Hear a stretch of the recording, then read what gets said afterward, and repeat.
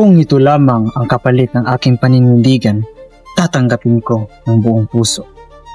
Noong 1872,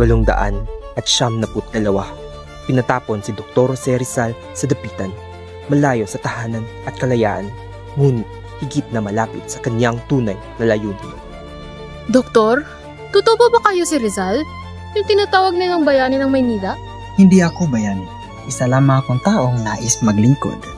Sa kanyang pagpapatapon, hindi lamang siya nagtayo ng mga gusali, nagtayo rin siya ng pag-asa, nagpagaling siya ng may sakit, nagturo at tumulong sa pag-unlad ng Dapitan.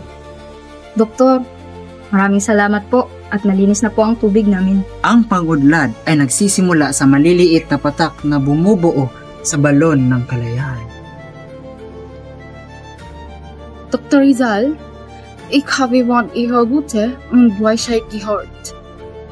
Und Sie, Señorita Josephine, sind wie ein Licht in meiner dunklen Welt.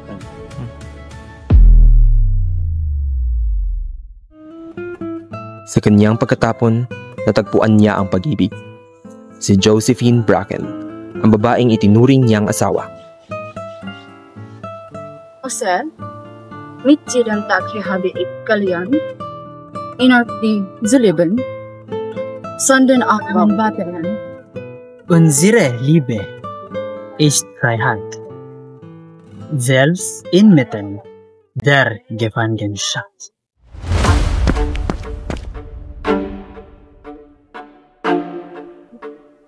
Dr. Rizal, for order de Gobernador General, o sa Desabaw Aresto! Kung ang aking paglilingkod ay hahantong sa kulungan, hayaan ang aking katahimikan ay magsilbing tinig ng bayan. Jose! Gibling ako! Der Kampfür, die Wahrheit ist endlos, mein Liebe!